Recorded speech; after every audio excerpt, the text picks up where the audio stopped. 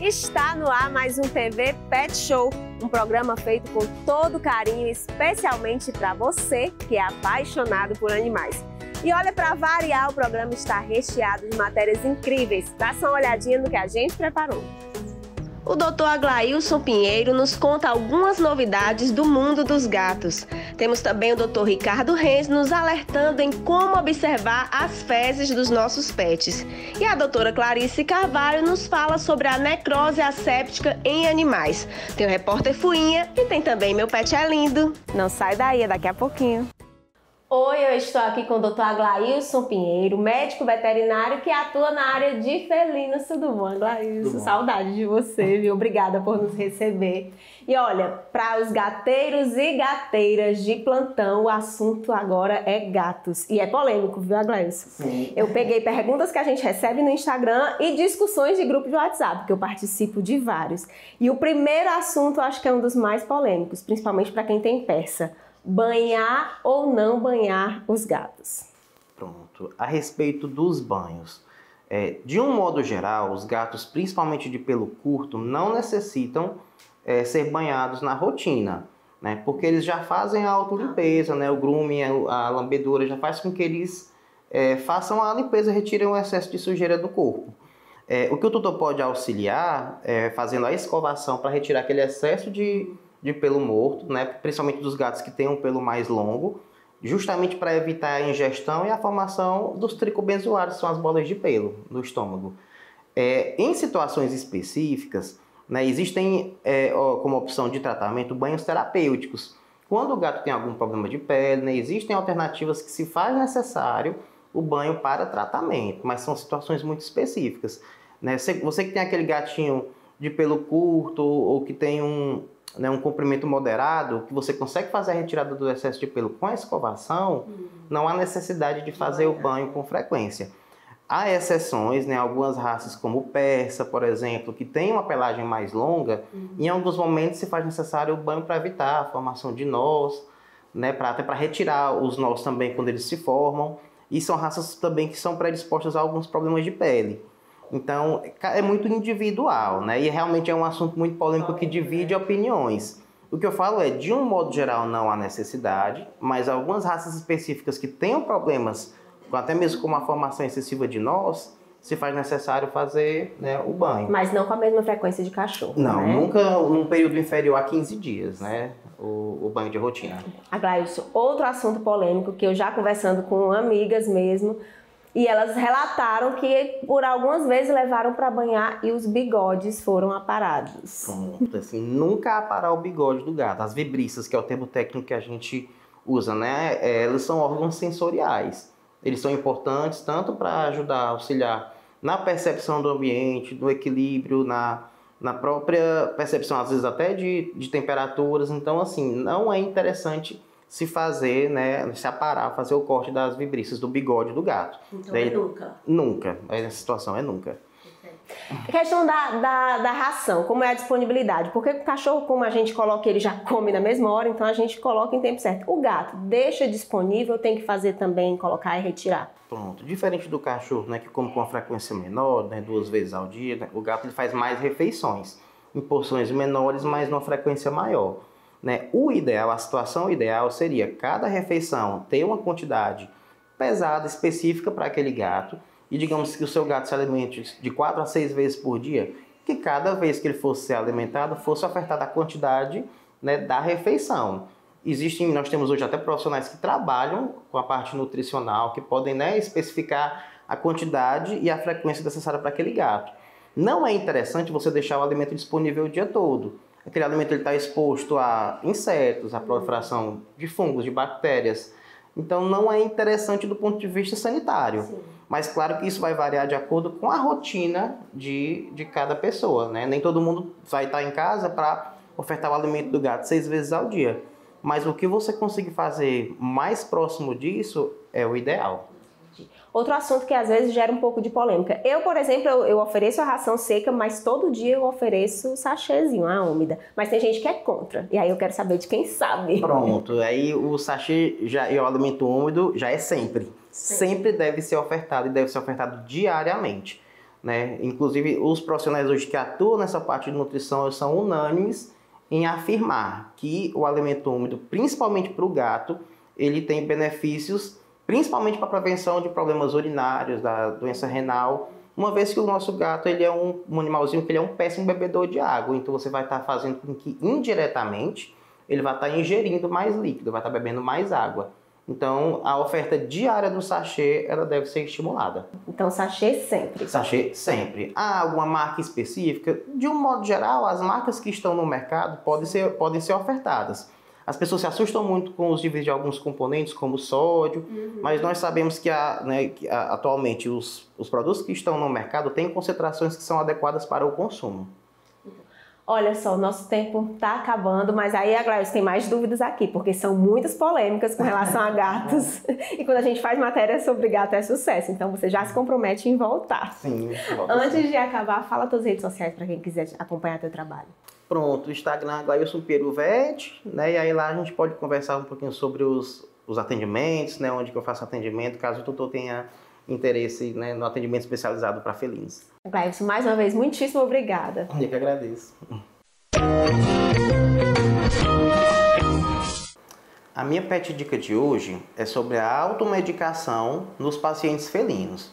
Nós sabemos que os gatos são extremamente sensíveis a alguns componentes que são frequentemente usados para seres humanos, dentre eles o paracetamol.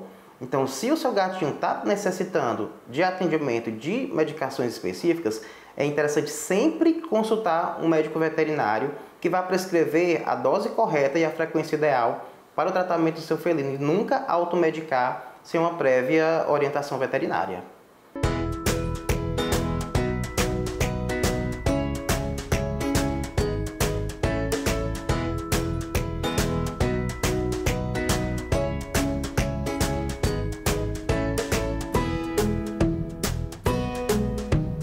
Gente, eu estou aqui com o Dr. Ricardo Renz, que já faz parte da família TV Pet Show e é um dos nossos professores, né? Sempre que a gente tem um assunto que a gente precisa saber um pouco mais, o Dr. Ricardo nos socorre, não é verdade, doutor? É verdade. Mais uma vez, é um grande prazer estar com a TV Pet Show e contribuir dentro das minhas possibilidades, mais uma vez, de tantas que a gente já fez. Doutor, a gente vai falar de um assunto que talvez quem está em casa não se atente muito para isso, mas nós recebemos alguns pedidos para falar sobre fezes. Eu acho que tem muita gente que não presta atenção e tem que ter essa atenção especial, né, doutor?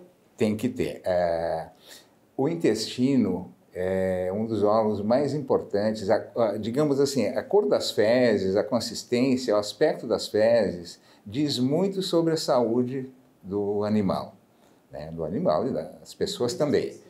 Então, o intestino, né, saudável, ele normalmente produz um tipo de fezes, né, geralmente no caso do cão, aquele charutinho, aquele tubinho, né?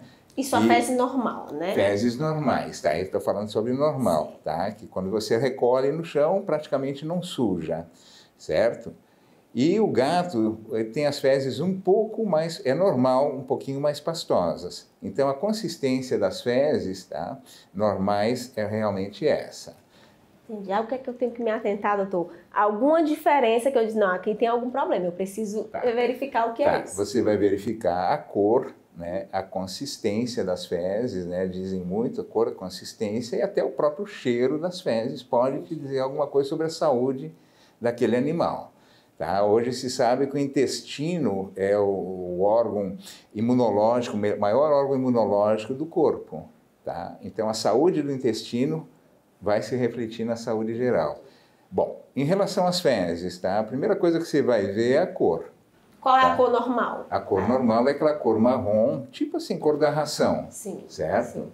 E existem variações, por exemplo, fezes pretas, que nós chamamos de melena, são fezes que têm presença de sangue digerido. Aquelas fezes, né, significam que existe um sangramento no início do intestino. As fezes sanguinolentas, vermelhadas, né, já dizem que existe um sangramento na parte final do intestino, no cólon, reto, né, no cécon. Então, isso é importante. Nós veterinários sempre relacionamos a cor, né, a algumas patologias. Então, por exemplo, sangue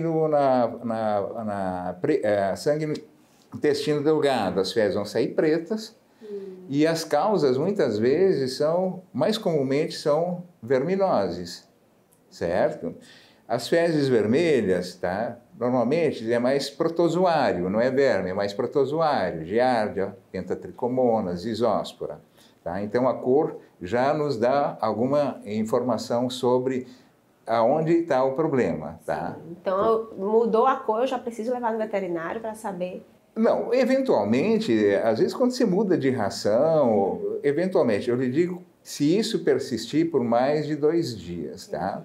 Então, é normal, às vezes, o cachorro até ter uma diarreia, né? Porque ele comeu, não digeriu direito, ficou estressado. Então, isso não é razão para correr para o veterinário, não. Só se o problema recorrer, né? Se for recorrente, se ele permanecer por mais de 2 dias. Tá? E aquela fezes muito clara, doutor? Claríssima, quase sem cor, aquele amarelo bem clarinho. Aquilo significa, geralmente, doença hepática, seja ela do próprio fígado ou obstrução das vias biliares, tá? E as fezes ficam claras por causa da falta da bile. A bile não chega até o intestino, então as fezes ficam claras. Então a gente atenta logo em relação ao fígado e as vias biliares. Tá? Aí o senhor falou com relação à consistência, né? O normal é ela ser durinha, né? Não é durinha, ela ser consistente, ter o formato definido, não ter presença de sangue, né? Ou de muco. E quando você, característica, eu repito, quando você recolhe, praticamente não suja. Essas são as fezes ideais. E a frequência, doutor? Quantas vezes ao dia? É como os humanos ou tem mais vezes? Tá, o cachorro normalmente defeca 2 vezes por dia, tá? Mas tem outros que defecam 1 vez ao dia, outros 3. Se as fezes estiverem normais, a gente não se preocupa. Se tiver com a consistência, cheiro, cor, tudo normal, então não há razão para se preocupar. Então a frequência não é muito elucidativa, a não ser que seja aquela de hora em hora o cachorro está, mas aí já é diarreia. Entendi. Tá. Então pronto, saiu da normalidade, a gente espera uns 2 dias, caso não volte, levar ao veterinário, né? Outras causas também, por exemplo, se essa alteração nas fezes vier acompanhada de apatia, o cachorro está apático, triste, ou vomitando, então aí é diferente, aí você tem que procurar logo, não pode esperar, porque o vômito e a diarreia desidratam muito rápido. Olha, doutor, mais uma vez, muitíssimo obrigada. Amei, não sabia de todas essas informações. Tenho certeza que em casa as pessoas vão ficar mais atentas. Eu já sei decorado, eu falo São Francisco Clínica Veterinária, para quem quiser ver um pouquinho do trabalho, né, doutor? Ok. E mais uma vez, muitíssimo obrigada por nos receber. Eu que agradeço a oportunidade de mais uma vez ter contato com a TV Pet Show.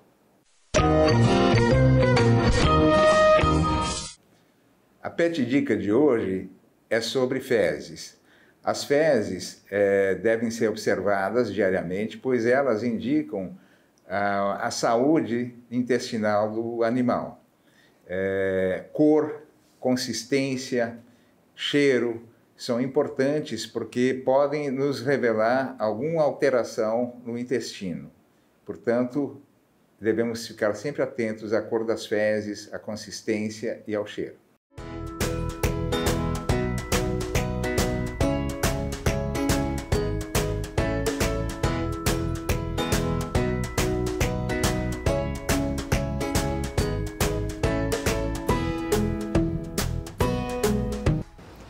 Gente, eu estou aqui com a doutora Clarice Carvalho, médica veterinária, que atua na área de cirurgia clínica e ortopedia. Tudo bem, doutora? Tudo bem. Olha, primeiramente, muito obrigada por aceitar nosso convite.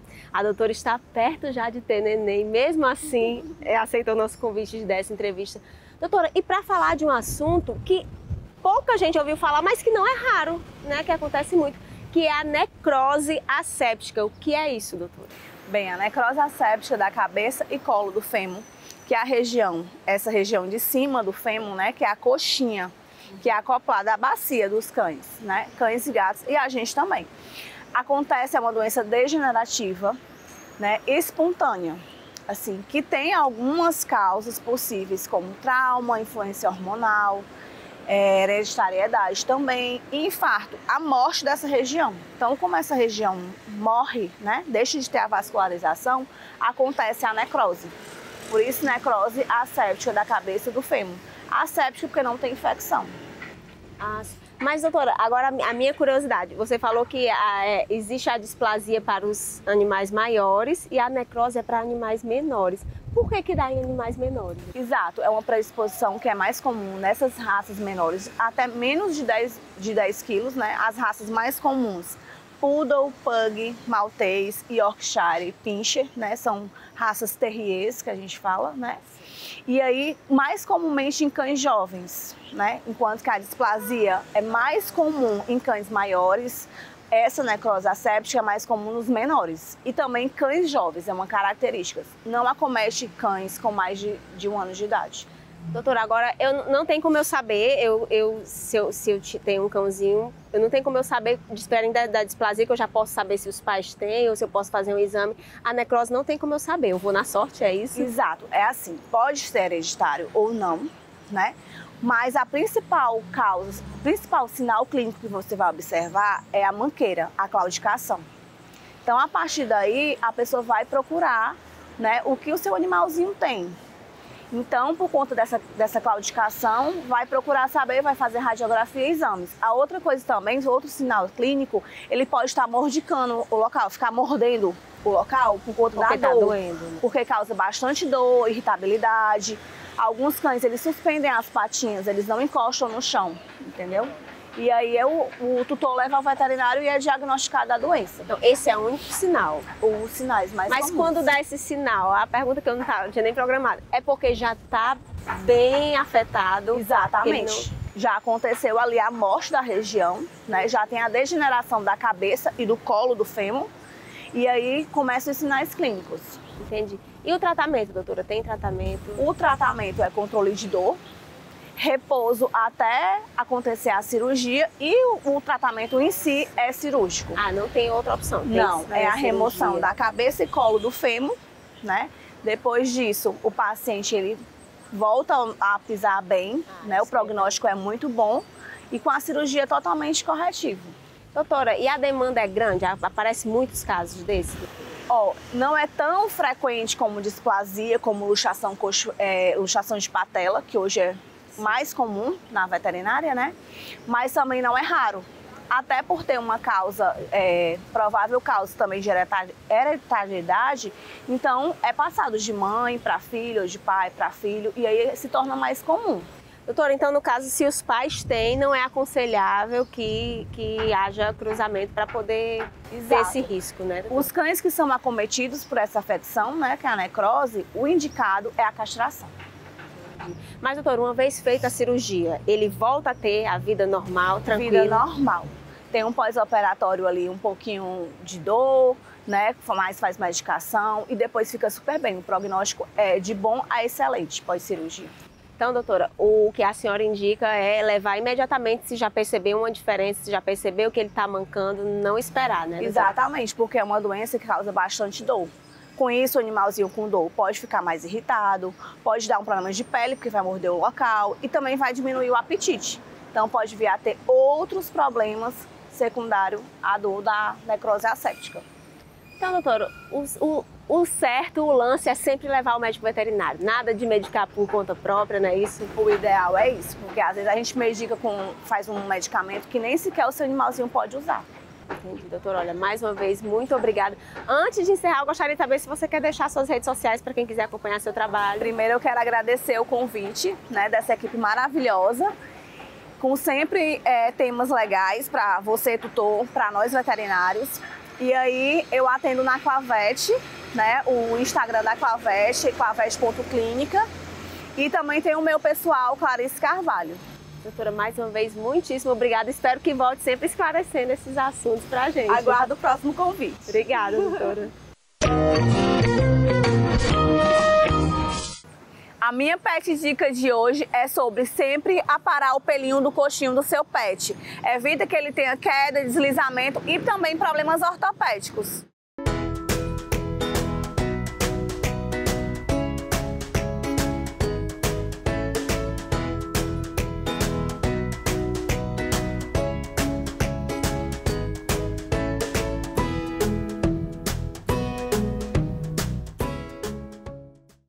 E o que será que o nosso repórter está aprontando, hein? É com você, Fuinha!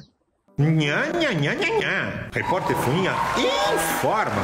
Fucei e aprendi sobre a raça canina Golden Retriever, resultado do cruzamento de Retrievers, Tweed Water Spaniel, do Terra Noa e o Setter inglês. Presta atenção. São treinados para trabalhos como cães-guia, animais de terapia, bem como busca e resgate. Adoram água e são ótimos caçadores.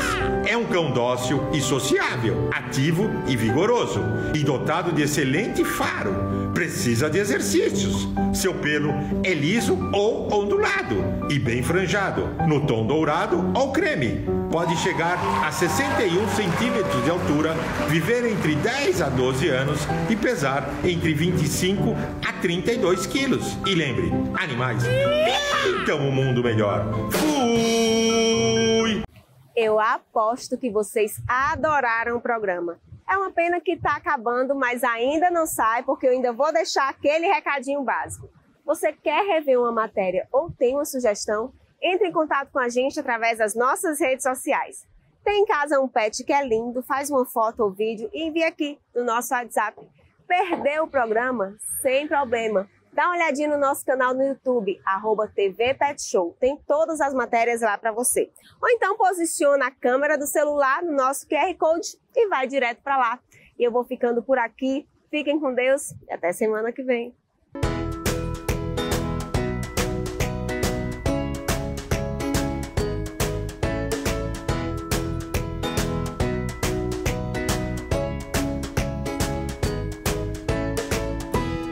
Não.